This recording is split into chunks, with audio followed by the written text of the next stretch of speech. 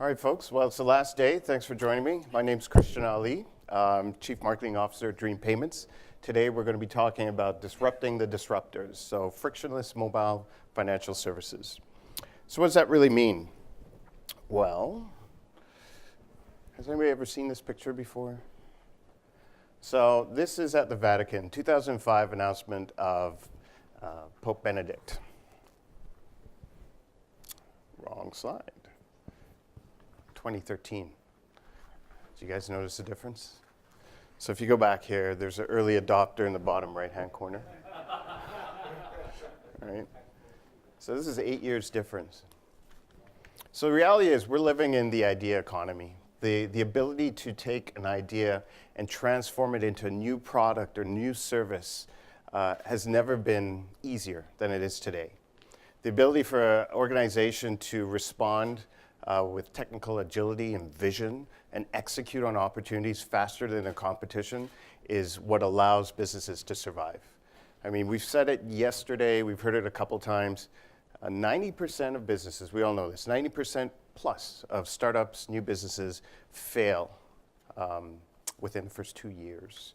And I think if you look at the length or lifespan of businesses in the past, it used to be about 60 years for large corporate organizations. It's down to 15 years. So really quickly, does your company so if everybody can open their app, there's going to be some live polling. So first question, does your company have a social media strategy? So it'll take about 10 seconds for you guys to fire that up and respond. If we could put up the results.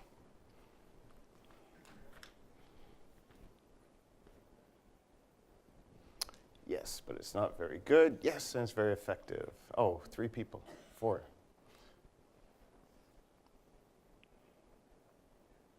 All right.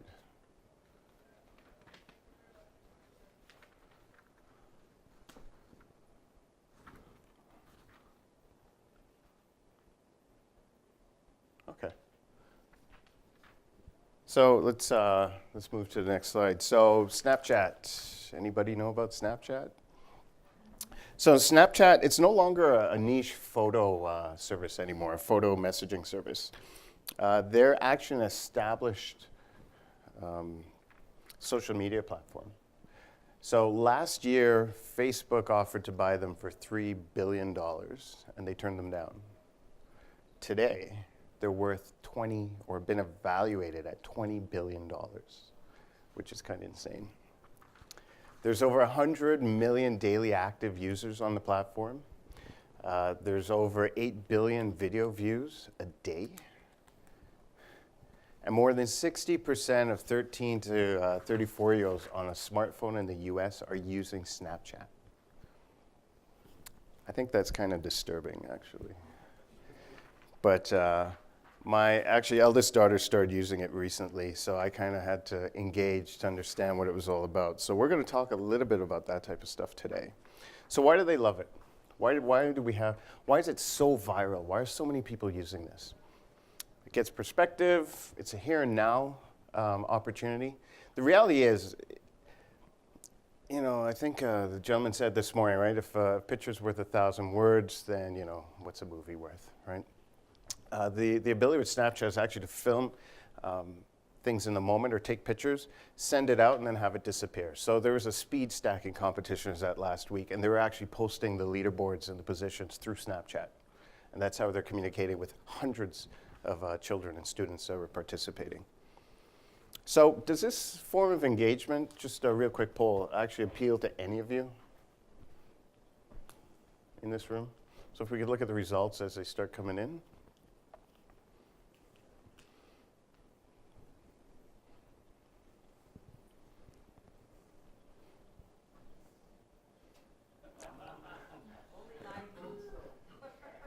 So I used to be, just so you guys know, 2 and 3, and for the most part I still am. I was at dinner the other day traveling, and they had 2 young ladies at the bar in their 30s, Snapchatted, taking selfies. They were doing selfies. I don't even know if they're Snapchatting it, for over an hour, the entire time. Mind-boggling. And they were professionals. They were buyers for a large retailer. So yes, it can be fun. If you have kids, I highly suggest you engage in it. I really do. You'll be the only user with them, or they'll be your only user, but I suggest you do. It can be fun. So Snapchat has Snap Cash. So imagine 13 to 34-year-olds now, just as easily as they can snap a picture or send a message, they can actually send money. So, by the way, Square's on the back end of that. So it sets up a Square account and does a money transfer, P2P, through a Square portfolio. So social media user share, and this is pretty interesting. If you look at Snapchat within the Gen Z or Centennials, high usage, right? 45%. That goes down considerably as you get into millennials. And we'll talk a little bit about that in a second.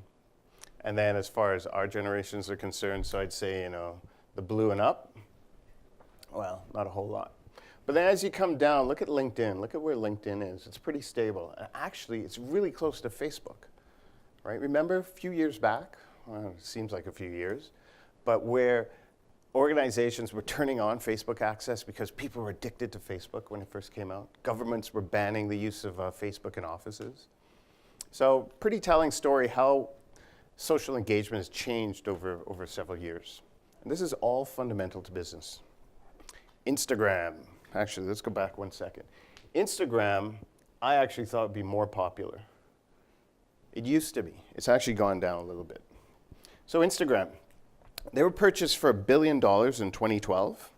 They're tracking to generate $4 billion in revenue, advertising revenue, by 2018.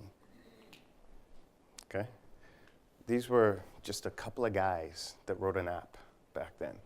But again, the engagement, visuals, et cetera, it's a different platform for engaging. So passionate community, well, okay, that's the person when you go have dinner or lunch, they're always taking pictures of their food and posting it. Can be a little annoying.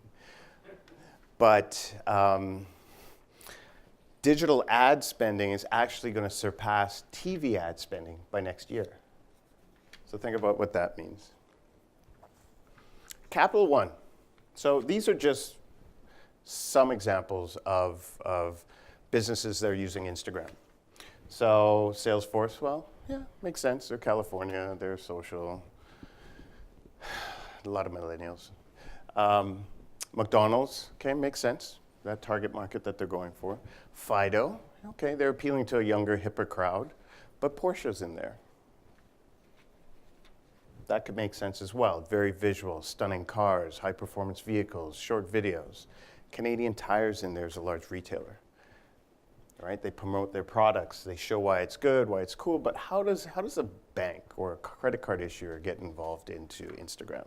Well, Instagram launched a campaign. They wanted to demonstrate to millennials and centennials that they were an innovative financial services company. So they launched a campaign on Instagram about I believe it was show me the stories in your wallet.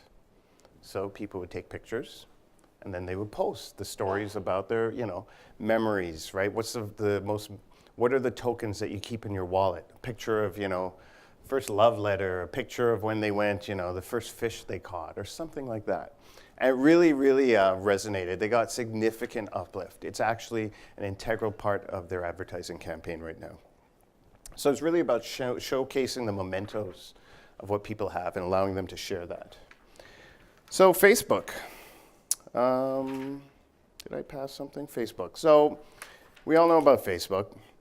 We always hear about Facebook. I would highly recommend that when they do their annual announcement, I can't remember the name of it, where they talk about where the technology is going and their vision, just look it up. TechCrunch has it, Mobile Syrup, all these guys show it. They're doing some pretty crazy stuff. But this is kind of true. I don't know if any of you kind of experienced this before, but guy contacts his buddy, hey, are you friends with Noah on Facebook? He said, no. Well, we all know what happened to the dinosaurs, right? They're gone. So you do have businesses that are reluctant to still get on board with a Facebook campaign, social media. Large companies are doing it, but other large companies just aren't. They may think there's no brand fit. Facebook Messenger payments. Well, we spoke a little bit about Snapchat, what Snapchat's doing. This morning they spoke about P2P, and there's so much money in P2P. And I think within the Canadian payments ecosystem, at least I've heard over the last 2 years, last year more than before, a lot of talk and buzz across the banks about P2P, P2P. So I had a product at a company called product called ZoomPass several years ago, which was part of a company called Endstream. So Endstream was a joint venture between Bell, Rogers, and TELUS to drive mobile acceptance, mobile commerce in Canada. I think it was a little earlier than it should have been. It was just before NFC took off, but we had a lot of these products. We did P2P. We went through the whole mobile wallet platform. We were actually the first mobile wallet in Canada, issued by the banks, preloaded onto your BlackBerry. So P2P has grown significantly since 5 years ago. There's actually a 40% year-over-year growth within this area. So think about what Snapchat's doing. They're engaging younger audience, younger users, right? There's a stickiness there. There's a convenience now to do a financial service, send money. Facebook's doing the same thing. Right in the middle of your correspondence, we're doing a bridal shower, bachelor party, wedding gift, anniversary present, whatever it is, right? Collecting dues for a sports team, right? Or participation, I forget what you call it. So there's traction through all these little solutions.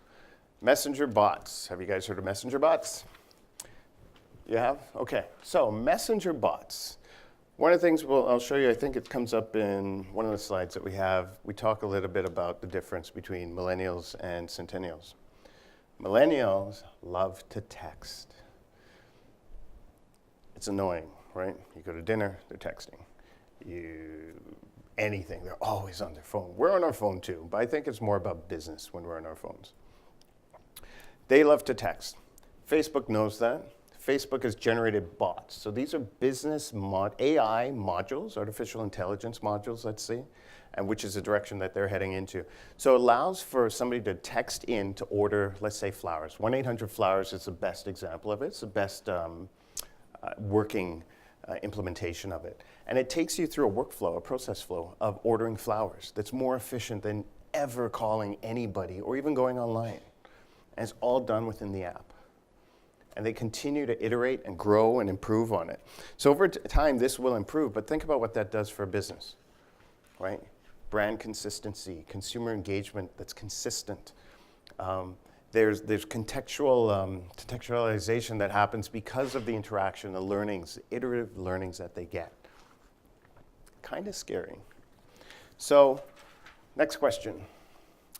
Does your company actually have a clear strategy to attract and serve these new generations, centennials and millennials?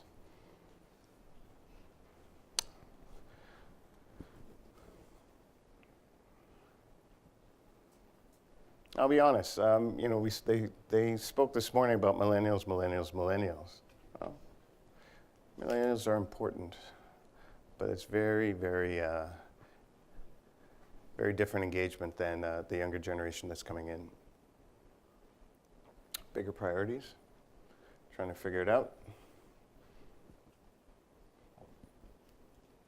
7%, so one person's on top of it, I think.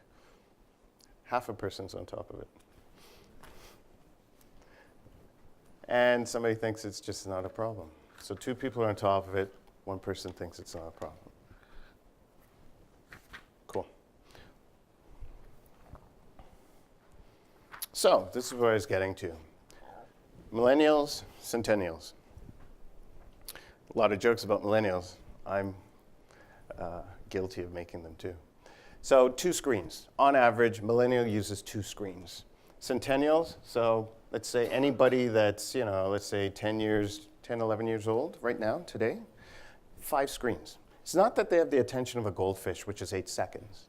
It's not that they're lazy. It's the ability to process information is drastically higher than it has been in the past. I remember when CP24, you guys know CP24, right?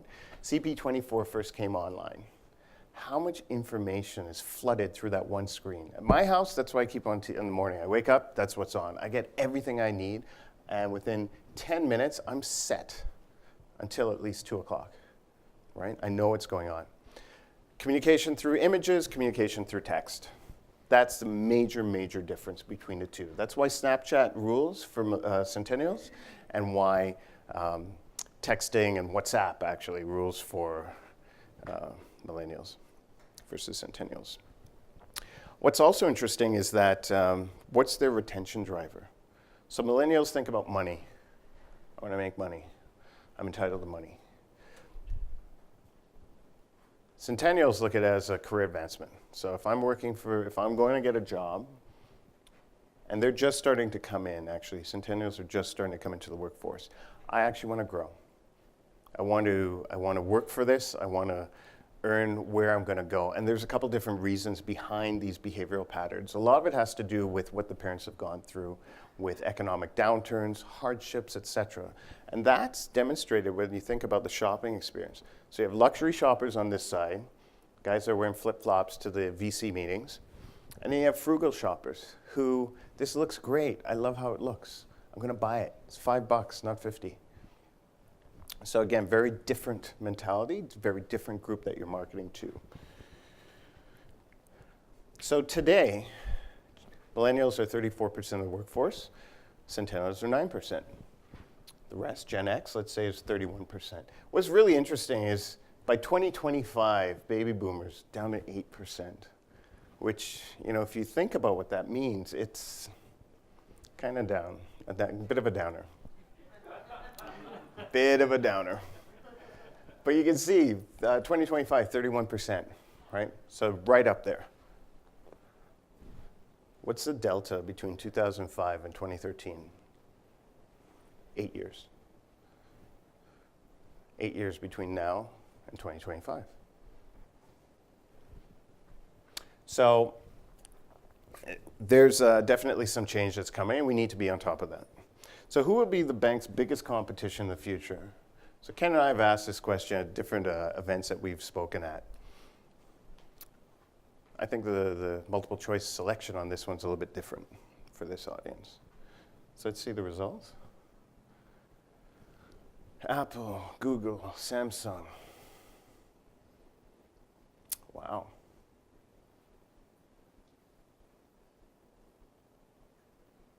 Other financial institutions.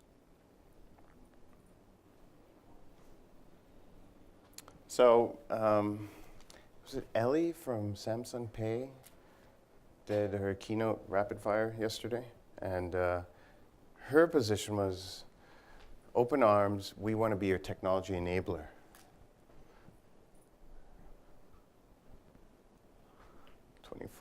Typically we get 30.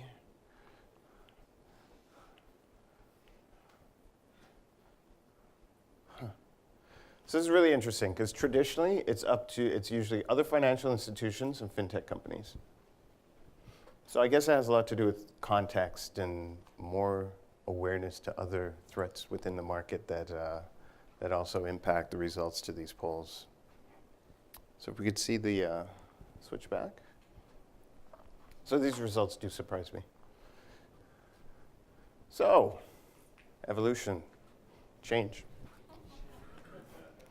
It's the angel of death. No, my name is agent of change. It's the same thing, man. All right, so you do need to adapt to evolve. So Uber, we all hear about Uber. I actually don't know. Last time I was in Calgary last year, I don't think they had Uber. I don't know if they have it today. But we all know about Uber. Do you guys know about Uber Eats? Uber Eats, pretty cool. By the way, $62 billion valuation. They're going to have to go public soon. So think about this, Uber Eats, right? So you get a bunch of organizations or businesses. They have a finite, actually dial back a bit. Some restaurants will open up, say, okay, I'm making these 5 different dishes. I'm going to do 40 of each, and when those sell out, I'm closing my shop for the day. Cool? They take the same approach, and they say, okay, I have 20 of these. I'm going to distribute through Uber. So you get these drivers. They have this inventory in their car. Somebody wants to order specific food, pulls up the app, says, okay, these are what's available, and these are the cars around me. I want this one. 2 minutes later, 5 minutes later, Uber driver pulls up, power window goes down, bag goes through the window, you walk up, you take the bag, you walk away, you go back inside. That's the experience. Where's payment in that? Where's the payment experience? Where's the card brand? There's no card brand in that. So it was interesting what Amanda said today, that how do I put this? The bar, right, of user experience used to be, apples to apples. Now it's like, this is the best experience, and this is what I'm judging everything by. And that's what's happening. That's why you hear about the Uber of this and the Airbnb of that, and it used to be the Facebook of, whatever. So expectations have changed drastically. You can even get Uber ice cream, man. How fast are those guys driving? Christmas trees on demand as well. They deliver Christmas trees. So pretty interesting stuff when you start drilling down and seeing the opportunities and where, you think about what we kicked off with, right? The idea economy. So something to think about here when it comes to. The services are really using the Uber network and name. They are not just. Correct. Right. So all the branding, Uber branding's all there. It's all running on the Uber platform, the Uber business model. Amazon. We heard about them earlier today. So they started off, as you guys know, as an online bookseller, reseller. Pretty cool story when you actually, if you read up on it. Back in 1995. Now they're an e-commerce powerhouse. They are a massive, massive, and very successful technology company. But they're more than just online ordering, right? So this was relatively recent, right? Pay with Amazon, log in, pay. So they have a one-click checkout experience, which again is the bar for ultimate user experience for online checkout. They've established a brand. They've differentiated themselves significantly. And now what they're doing is they're saying, okay, you're a merchant, you're an online merchant. You may not be selling your product on Uber, but here's what we'll do. We'll give you the opportunity to use our online checkout experience. So if I'm a small business or a business, I have an online storefront, I can actually have Amazon one-click checkout as my checkout experience. Obviously, they get a lift on this, right? But they're branching out, they're monetizing their ease of use, their user experience. And they've gone beyond that. They're actually loaning or lending. So they can see how businesses are transacting on their platform. They can see, what the return is and scale, et cetera. And they will actually front money to businesses to allow them to buy more inventory, to sell more, to grow their business. And they have all of the back-end systems and the agility on their platform to be able to do all that decisioning to determine how much credit. And what they do is they actually say, okay, over a period of 6 months, we're actually going to repay this, and we're just going to take it out transparently from your transactions as they flow through our platform. Frictionless mobile services, financial services. So all to say, consumer expectations have changed. On the flight here, I had so much to do, and I was just praying they were going to have internet on the plane, and they did. I don't expect it yet, just because, but eventually Air Canada is going to get there. Does anybody know what this is? It's actually my favorite part of the slide. So it's a contact lens. You can see it has some type of coil in it. Basically, it's a contact lens, and it monitors your blood glucose levels constantly, and it updates the app that's connected to your phone. So you don't get much more connected than that, right? So if I need to just traditionally check my blood sugar multiple times a day, now I'm actually getting more data and, proactively solving certain problems. Most of us probably, hopefully, have Nest. Greg showed an awesome Tesla video with the vehicles and autopilot, right? Funny story, a couple years ago, this guy was driving his Winnebago, and he put on cruise control, and he walked to the back of the Winnebago, and obviously he got in an accident, and he tried to sue the company, and they said it says what did it say? Cruise control, not autopilot, right? He's still driving. Anyhow, so times are changing. So the experiences your customers value, it has changed. It used to be about brand, trust, relationship, face-to-face. I actually used to really enjoy when I bought my first house and I could go to dry cleaners and they knew me by name. And I go to Starbucks and they know me by name. And I go to the bank and everybody's like, hey, Christian, how's it going? Blah, blah, blah. And I actually have a great conversation with wonderful people. And then the banks pushed me out of the branch. Anytime I actually needed something done in a rush, I couldn't get it done. And, then branches and banks started to extend hours. Okay, we're open 7 days a week. We're open till 10 o'clock at night. And, well, it's too late because I don't have a relationship with anybody there. I'm doing everything online. I'm looking for a better experience. So that's probably indicative of everything else that we're seeing across the other generations. They want a better user experience. They want it now. So nobody's patient anymore. And they want to be able to do it on their own. So self-service checkout, that's actually always probably the longest line when you go to the grocery, right? But the ability to do things on your own for the sake of expediency is what's actually driving or compelling other user experiences. Have you ever seen this commercial? Keeping your banking information safe and secure is your most intimate moments. Apple Watch. That says a lot. Used to be the other way around, right? The bank is no longer the reference for security or the relationship. So, how much are financial institutions actually at risk of being displaced? Knowing everything that you know, hearing everything you've heard over the last couple of days,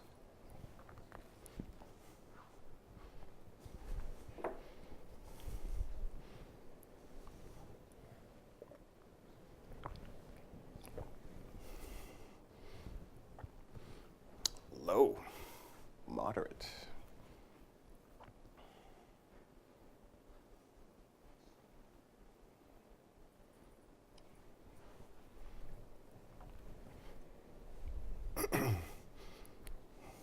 Put my glasses on because,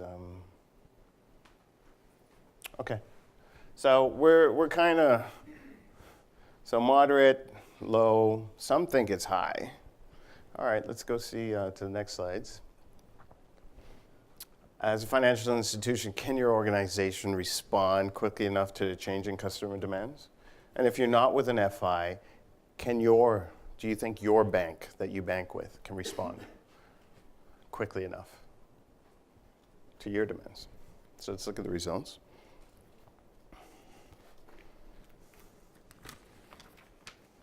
I'd agree they can't. I spoke about this yesterday as well. It's $1 million to open up the hood just to fix something on web banking, internet banking. Think about that. Okay, I think we all knew it was number 2 anyway. So, you can take this slide a couple different ways. Those could be the fintech guys on the right, but historically, right, going up against the big bad banks, that's how it used to be. The banks ruled. FIs, you needed their approval for everything. And they were the giant that just, could not be moved. But then fintech came along, and technology actually got to this inflection point where, again, we're back to the idea economy. So what happened, those kids grew up into these guys, right? So there's a lot of noise out there that fintech companies are actually trying to steal and disintermediate the banks. But I'm not sure if that's actually what they're really trying to do. I think there's a small percentage that do, that want to be all about disruption, right? Their core business value is actually disruption. But I tell you, the majority, that's not the case. So as a member or participating in what we call the idea economy, you tend to have fintech companies that fall into these, 3 different categories. You have aggregators, right? So comparison sites, stuff like that. They pool the information, they aggregate the information.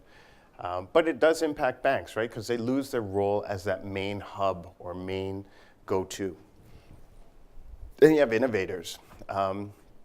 Examples, social investing apps, right, become the reference point for knowledge. So again, banks start seeing a less dependency on them, right? So what these organizations are doing is they're removing the dependency on the larger financial institutions. Not because the banks aren't good, not because they don't want to provide the service, but they're not providing it in the manner. Think about all the stuff we spoke about with social and the way people want to be engaged.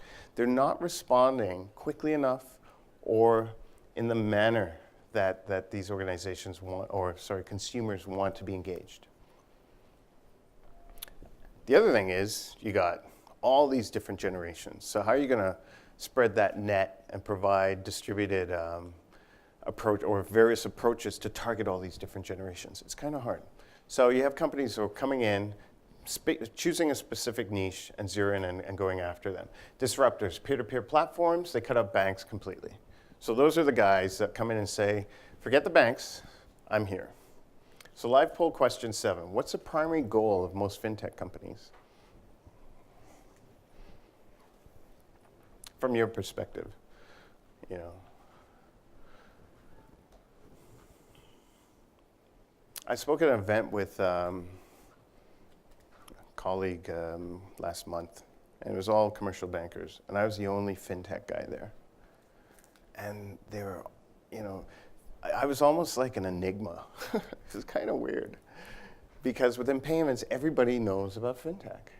But I'll tell you, over the last year, actually I'd say over the last 6 months, the temperature towards fintech organizations has changed a lot. So establish long-term partnerships with incumbent banks, get acquired by banks or a larger company. So I'd actually say number 2 is a short-term goal. Number 3 is actually a long-term goal. Next slide. Actually, we can cut back. So, challenger banks. These guys are recontextualizing the roles of banks in a consumer's life. So we're going to actually kind of go through a couple of these guys and drill down into what does that mean. So their whole thing right now is removing cost. How do they do that? Well, we'll talk a little bit about that. So Atom Bank, they position themselves as digital, what is it? Designed for digital and optimized for mobile. They're redefining what a bank should be and making, what do they say? Making things straightforward, personal, and with great value. They're focused on 18 to 34-year-olds. How do they do that? So you can actually log in using face and voice recognition. That's one way they're doing it. Because they have fewer costs, they're now providing, you know, services at a lower fee. And they're actually taking the data information, providing and serving it up in a very useful manner. Actually, I think some other guys are doing a better job. But if you go to their website, they actually allow you to say, so, you know, we're trying to redefine what banks should be.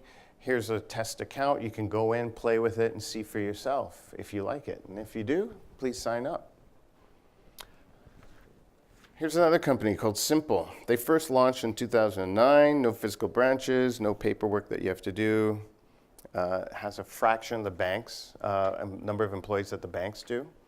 And here's the tweet that went out one day. Credit where it's due to Simple. What other bank would call my local Donato's and order a pizza for me when my card swipes aren't working? Right, it's a very personalized social engagement. So basically, they issue a Visa debit card. They store money with it. I think Bancorp's on the back end, so they're partnering with a bank. And it allows users to manage their funds strictly through mobile and online. This is kind of like the Zoom Pass product that we had several years ago. Simple again, but this is how they're marketing themselves. Replace your bank. Card plus mobile plus online equals banking. They were sold to 2014 to a Spanish bank, BBVA, for 117 million BBVA actually acquired Atom, the first bank. So again, large financial institutions are actually buying these disruptive companies. I like Movin. Movin's actually pretty cool, and I'd suggest you guys check them out online. They have a very cool app that's very useful. It gives me the information I need and want. I'd highly recommend checking it out. It tells you how you've spent or your traditional spending pattern. It'll say, okay, hey, you know, today you went shopping. You've spent about 20% less than you usually do at this time of the month on this segment or merchant category, product category, right?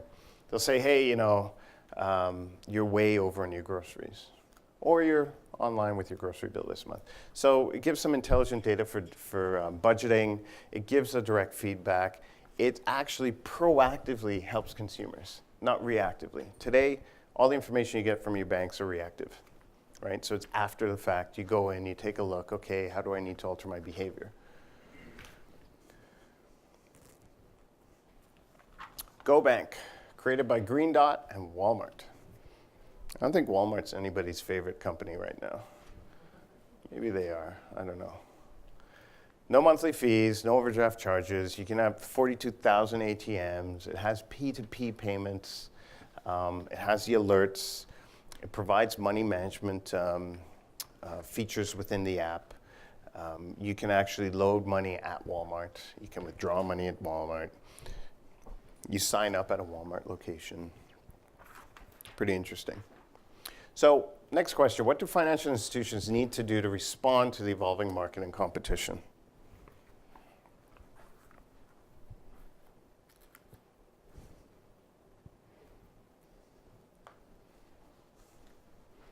All right, collaborate.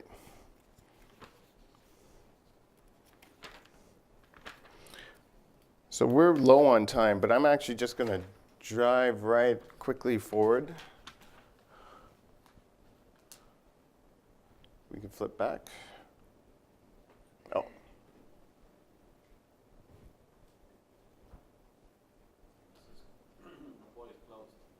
Yeah. Can we move to the next slide?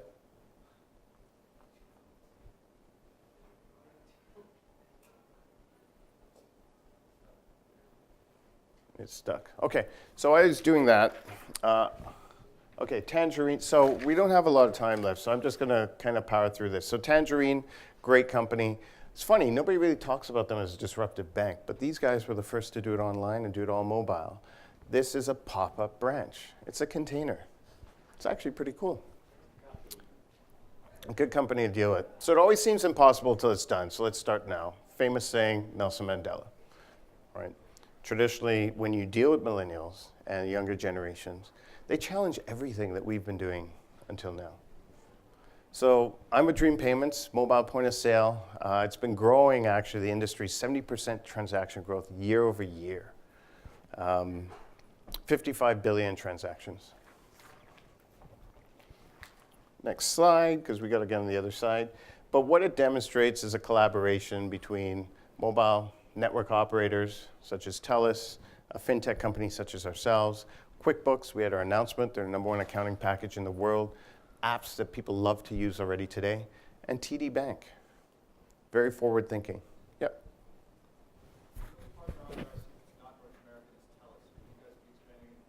Yep. So we're a Canadian company, Canadian solution. Interac is one of the key differentiators within the market. By next year, we'll be expanding into the US and Europe. So Dream is actually a platform provider. We power mobile point of sale or provide mobile point of sale management for devices for banks and acquirers. We do rapid onboarding. There's a whole bunch of other stuff we do on the back end that the banks can't do or the acquirers can't do today.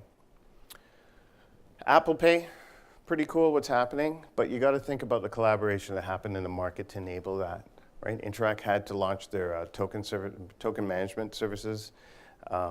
The banks had to work together, Visa, MasterCard, Interac. Apple had to come in. They had the technology. They had leverage. I hosted a CPA event probably 3 years ago. I moderated for the entire day. And the theme throughout that was that Well, actually, we as a bank, we're not doing anything. We're waiting to see what Apple's going to do before we do anything. This is before all the mobile wallets got launched. Greg Wolfond spoke about SecureKey, great company, doing some very cool things. It took a while to get there. So I had a product at SecureKey for a few years. Back in those days, we were onboarding a couple thousand people a month. There's their inflection point. They're doing 300,000 users now a month. And that's because as you add more banks to the network, they bring more users, more convenience. When we first launched, it was probably about 4 guys we had. 3, actually. It was BMO, Scotia, and Canada Trust. TD, sorry. It's growing. We rolled out the same solution in the US. US traction really isn't there because the government in Canada mandated, if you're going to, actually, Canadian government outsourced online authentication to SecureKey and the banks. You say if you're a federal, if you're a ministry or a federal organization that has online services, you need to use this as a method to log in, authenticate your users. So again, collaboration. Greg spoke about identity and bringing that together and how everybody works to ensure privacy and security in a heavily regulated market. So thinking capital and grow, I'm actually not going to talk too much about this, but online lending, lenders, lending club, I kind of stay away from that. The challenge I personally have around online lending is just the high fees, and I think that area needs to be regulated. So really, in conclusion, fintechs, working with banks are really a customer winning solution. That's the way I think we're going to continue to see things evolve. As people spoke about through the poll earlier, right? You tend to see that short-term solution or focus is to work with banks and fintech to work together with the hopes that eventually fintechs do get acquired or grow into this ongoing solution provider that partners with the banks. So I know we got to get over to the other side. That's the end of the presentation for today. 1 minute for questions, perhaps? Do we have a minute? Yeah? Yeah, okay. 1 or 2 minutes if anybody has questions. No? I hope that's a good thing. Thanks for your time today, folks.